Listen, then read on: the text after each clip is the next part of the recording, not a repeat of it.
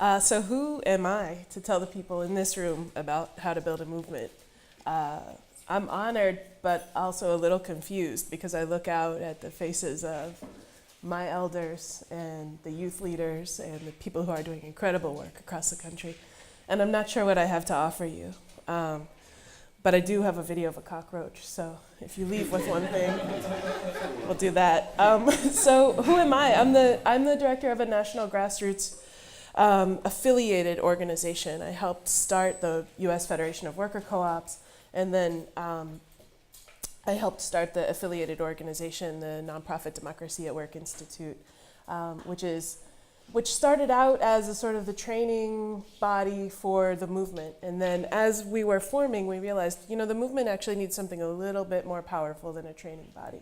It needs a strategic entity that's connected back to membership, that's also driving forward and intentionally expanding worker co-ops to new communities. So that's where I'm coming from. Personally, I'm a bridge person. I've been a bridge person my whole life. I'm a working class white person who went to fancy schools. I'm a person whose early experiences of growing up in a political community directly clashed with a really unpleasant experience of power in my home. And having that disconnect helped me understand how power actually functions at a real gut level. So that's a little bit of where I'm coming from. One of my talents, I think, is listening and pulling together some of the threads that I've heard throughout the day. So I'm just gonna sum up a little bit some of the incredible speakers that we've heard from so far. So last night, Ed gave us some frameworks for understanding power and ultimately our own power, and told us to get comfortable with matches, which I think is perfect, right? It sets it off. Jessica this morning talked about the power of political economy and the opportunity and obligation that we have to use economics for our liberation and not for extraction. Aaron articulated the critical importance of saying what we want, naming our vision, and then uniting behind our own innate creative capacity as humans. Brendan connected debt to slavery, connected the global South to the systems of oppression that are operating right here today. And then Marnie talked about the tools and resources to create the change that we want to see. So there's been this incredible progression that I'm a little bit hard-pressed to follow. And Umi and I talked a little bit earlier. We're supposed to talk about building a movement. Why us? And we thought, well, maybe there's a couple things. We both are from young organizations that are on the cusp, right? We're figuring out how to move from an organization to a movement. And I think we're also both at a moment in time around the issues that both of our organizations work with are kind of popping off, and we have to figure out how to connect to that and harness it and strategically drive it, build the kind of infrastructure that's going to sustain the movement. So try to speak to that a little bit. But I think mostly I'm here because I have a video of a cockroach running up a wall. So hit it, Dave.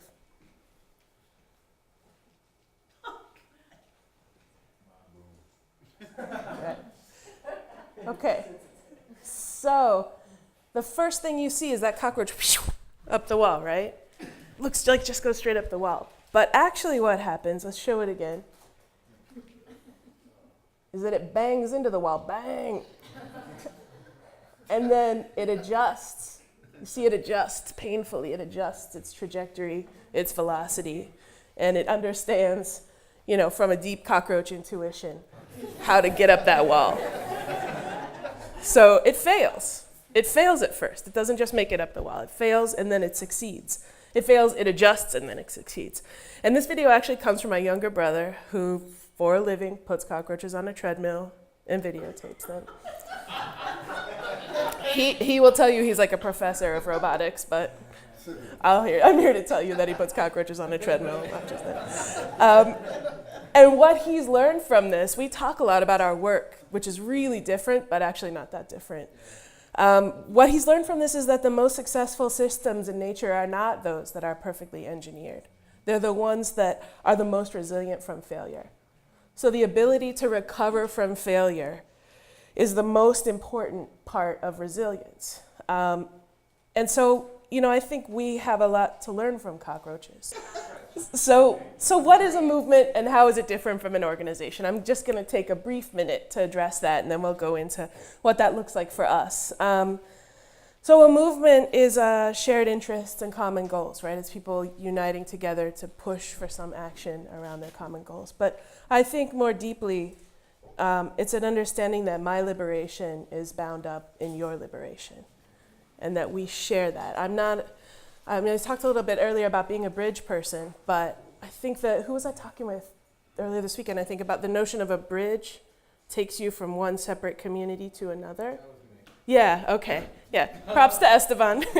And then maybe a bridge isn't actually the metaphor we're looking for shared liberation, right? That it's that we're all within the same ecosystem and that we have the same shared interests. And so I think if we're talking about movements, our work is to build a system that supports that. So we're not here to build bridges as much as we are to, rebuild the continent, I guess is the metaphor, I don't know. And to get us up that wall. Right? We're the by the way, we are the cockroach, and we're trying to get up the wall. And I think this movement understanding has implications for what we do and for how we do it. It's that question of the transitional and the transformative. It's both. I think when you build an organization from a movement perspective, you're both doing something transitional and aiming for something transformative. So what we do, my organization, our purpose is to build the worker co-op movement. So we have a little bit of a leg up in that's our purpose, is to connect to movements. A lot of other organizations don't necessarily have that as their stated purpose. Whoa, I only have 10 minutes left. Okay. So I think where you start from matters. We have to have fluency in all of these RAD, but usually we focus on one. And so we start from the D, co-ops are a do-for-yourself strategy. And that can be practical, like overly practical and even inwardly focused.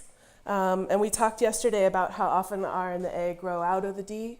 And so in that context, who's doing co-ops really matters, because it's what they're resisting and advocating for in the process of doing for themselves. So there's been this recent history of expansion that changes the meaning of worker co-op movement building in the last 20 years, I would say. Whereas people in the 70s might have started worker co-ops as a way to exit the economy, as an alternative to the mainstream economy. The reasons people overwhelmingly are starting worker co-ops today is because they're locked out and they're using it to enter the economy, to create quality jobs, to create ownership opportunities on their own terms, according to cooperative principles. And that really changes, because that means it's about survival. It means that what the work is interconnected to other nodes of survival. And so for us organizationally, this meant having an explicit commitment to racial equity, which is, I think, particularly important in a mostly white organization, and to coalition building. So our allies can see us, so they can know what we're about, and we can begin to build movements together. So we begin to pull in the R and the A at the co-op level. Many of our co-ops are involved in advocacy and resistance within their co-op and then in coalition with other co-ops. And then increasingly at an organizational and movement level, we're interested in how we sync up with other organizations and other movements for, as Jessica said, for using economics for liberation. And I think this last step unlocks our creativity and our power and helps us think about building economic enterprises in a new way. So an example that's been on my mind lately is, what if community organizations and co-op developers start a campaign together from the very beginning? And the community organizers this is happening, I'll use the Kentuckians for the Commonwealth as an example, on bill energy financing, for weatherization, as part of a larger clean energy campaign. If that campaign had started from the beginning alongside a co-op developer who was going to build businesses that are created, that campaign creates a market, right? It says we're going to have a commitment to mobilize public funding for weatherization. Well, who's really good at filling markets are the organizations that created the problem in the first place. And they will swoop in, right? They create the problem and then they solve it. And so as organizing opens new markets or draws attention to failing markets or to the gaps in the market, how are worker co-ops walking right alongside saying, we're here, it makes us stronger because you're just opening a huge new market, and it makes you stronger because you have a solution. You have a yes that we can all get behind. And then it's not a you and us, it's a we together are building this campaign. And I haven't seen it yet. We've seen it in bits and pieces, but that's the kind of crisis response strategy that I'm interested in us building together from the worker ownership perspective. I'm going to draw us back to last night a little bit to sort of understand not just what we do, but how we do it, how movement thinking informs how we do our work. This idea, do y'all remember the equilibrium, crisis, and collapse with the lines? So it's my opinion that we're in a crisis moment. We're in the what you did during the Haitian Revolution moment right now. And this informs our whole approach. I think it means we do two things, that we do have to articulate the vision and hold it, say it, find our allies in it. This powerful thing that came out this morning, organizing around the lie, I think it was Nia that said it. There's a way that kind of organizing around the lie keeps our vision clouded and confused, and we're divided from each other, and our habits of seeing the generosity and good in one another are schooled out of us. And so if we can name what we want so that we can see each other in that work, I think that's the first thing. The second is to reject the scarcity mentality of capitalism and not replicate it within our institutions. We're encouraged to take the base logic of racist patriarchal capitalism and apply it to our justice work. How does that make sense? We build capacity and trust through the practice of working together. We work to increase the resources together. Sometimes this thing happens in nonprofits where somebody who does similar work in your field has a big win, and you're like, why do we think that? That because they're going to get more funding, or because they absorb the spotlight, or because they believe something a little bit different than we do about how change is made or what should happen. And to me, that's it's a symptom of a scarcity mentality that divides the work, and it's a symptom of prioritizing the organization before the movement. So sort of some questions that I ask as we're moving things forward, does our vision include others' liberation in it? When we first started doing advocacy work, we said, advocacy is when other organizations advocate for worker co-ops. No, that's not true. Advocacy is when worker co-ops and other organizations join together to advocate for a shared liberatory vision. Does your approach consolidate power or democratize it? Within your organization and in your movement space, does your work make the movement more fragile or more distributed? Are you building the capacity for democracy? Are you, touching on the spirit, the art, the science, and the habits? Do you have a systems approach in what you're doing? Not in your organization, but in your movement. And those examples of organizational logics at work are, we compete for funding versus building each other up. And then there's no funding left. That competition it's not only a zero-sum game in the moment, it's a long-term loser because you're not mobilizing more. We contend for dominance rather than create new spaces for people. We get pulled into ideological divides versus finding what the connections are. We work only within the circles of people that we know, and then those circles shrink and shrink and shrink because those people go away. A movement logic, I think, says, what can we build that will still be standing in 50, 100, 1,000 years? And my bold suggestion is that we intend for some of our organizations to make it up that wall and others not to. But that what we really intend is for the movement to make it up the wall. So, here's the thing. The only thing scarier than a single cockroach is a swarm of cockroaches. Anybody who has turned on the kitchen light at night has seen the resilience of that system, right? They scatter. You can only get so many of them before, they go into the crevices and then they come back out. So this is the resilience of our system. It's how we're going to get up the wall. We're going to build the swarm. And so we can fail without, as organizations, as people, we can fail without the movement failing. If we do the right kind of relationship building, the right kind of vision, the right kind of institutionalizing of networks. And for me, this is a relief because it allows me to focus outside my organization and say, my organization might go away.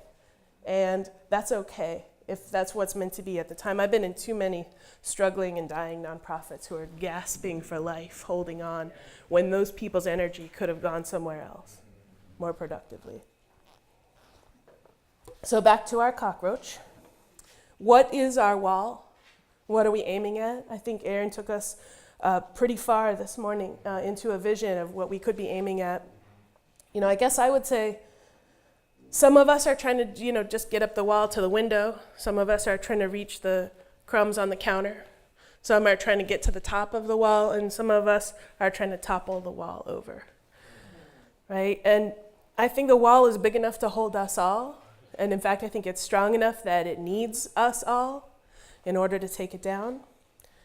And the thing about the swarm is that it allows us to adapt to the changing conditions of the system, because here's the thing, you all, the wall is crumbling.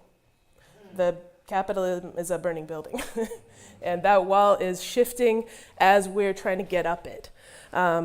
So, in the shift of the system, as the movement cycle plays out, the role that our power plays depends on where we are in that cycle. That's one of the things we learned last night.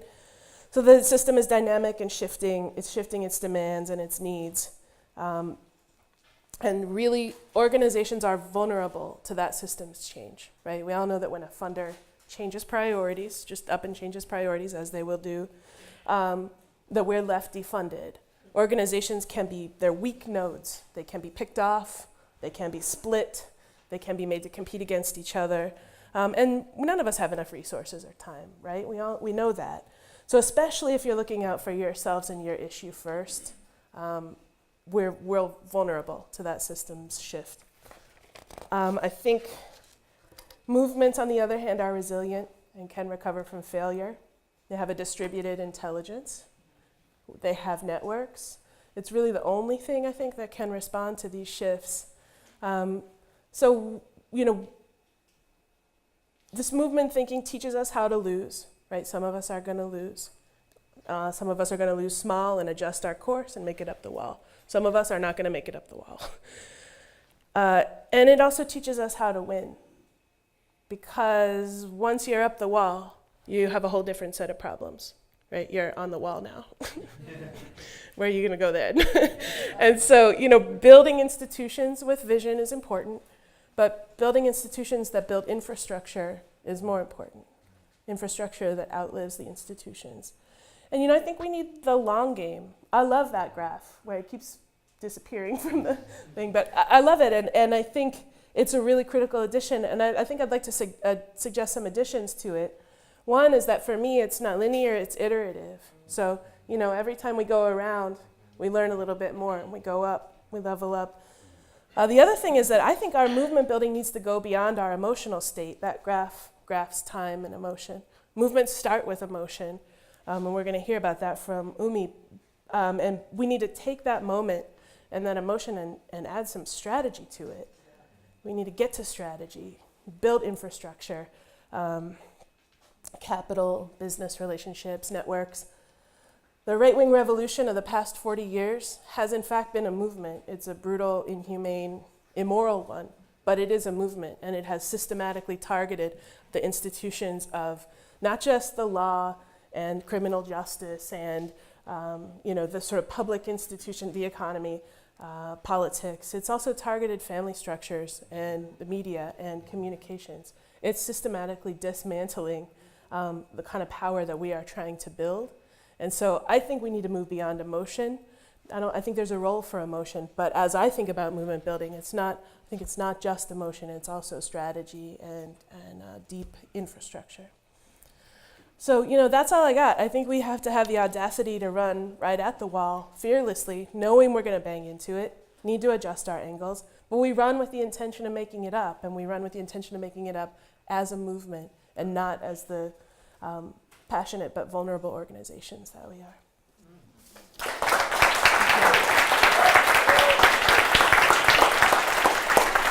Kill it.